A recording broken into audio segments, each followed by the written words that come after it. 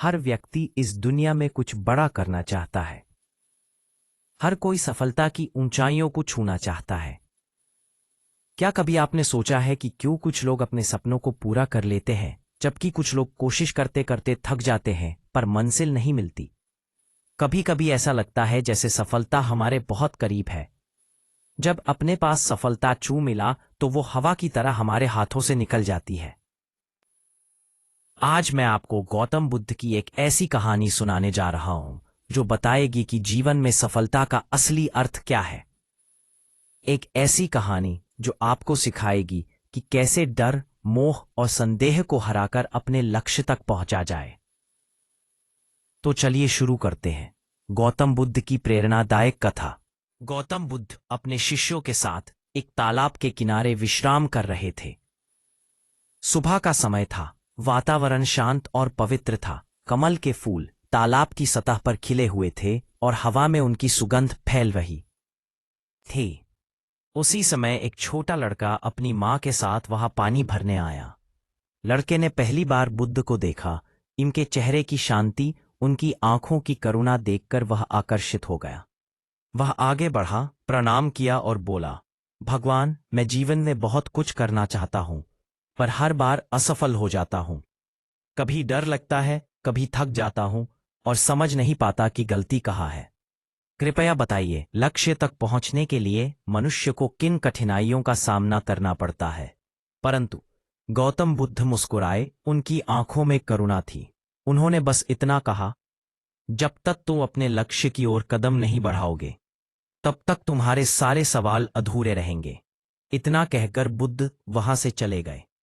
लड़का सोच में पड़ गया। उसे लगा, बुद्ध ने तो मेरे सवाल का जवाब ही नहीं दिया। लेकिन भीतर कुछ ज्यादा, एक उत्सुकता, एक आग, जानने की इच्छा।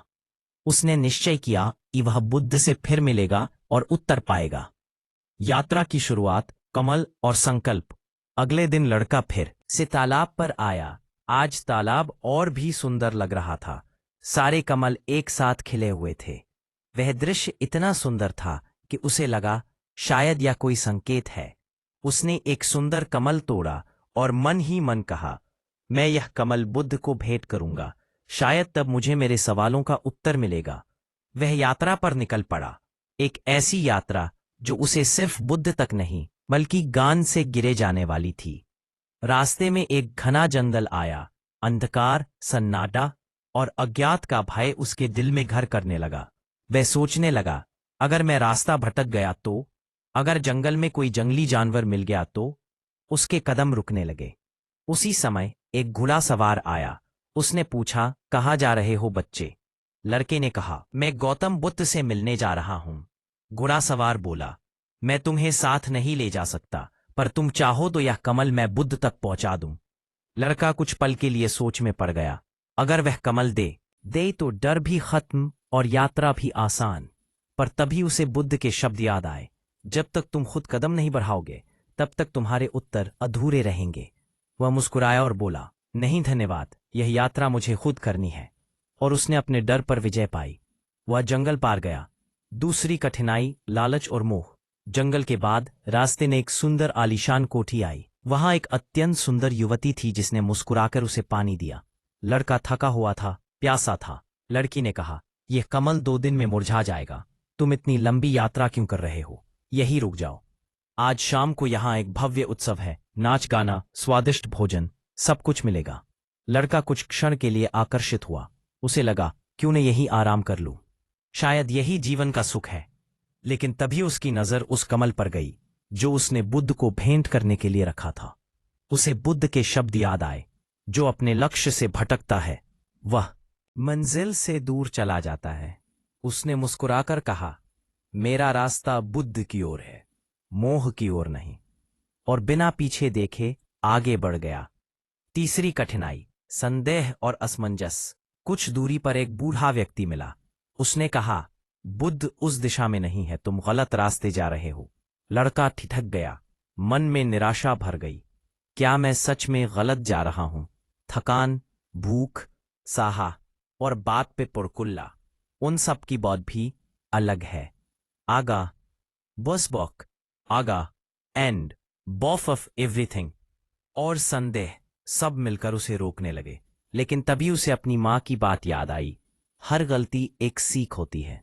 उसने सोचा, अगर मैं लौट जाऊंगा तो फिर कभी नहीं जान पाऊंगा कि बुद्ध तक पहुंचने का रास्ता कैसा होता है। उसने हिम्मत जुटाई, दिशा बदली और नदी के किनारे चलते हुए अपनी यात्रा जारी रखी। बुद्ध से मुलाकात, अंतिम सत्य। 2 दिन की कठिन यात्रा के बाद लड़का आखिरकार बुद्ध तक पहुंच गया। उसके कपड़े धूल से भरे थे, चेहरा थकान से चूर, लेकिन आंखों में एक चमक थी, संतोष की। वह बुद्ध के चरणों में झुक गया और बोला, भगवान, मैंने यात्रा में 3 कठिनाइयां झेली। पहली थी डर, दूसरी थी मोह, पर हर बार आपकी बात ने मुझे आगे बढ़ाया। बुद्ध मुस्कुराए और बोले, तुमने वह सीख ली है जिसे पाने में कई जन्म लग जाते हैं।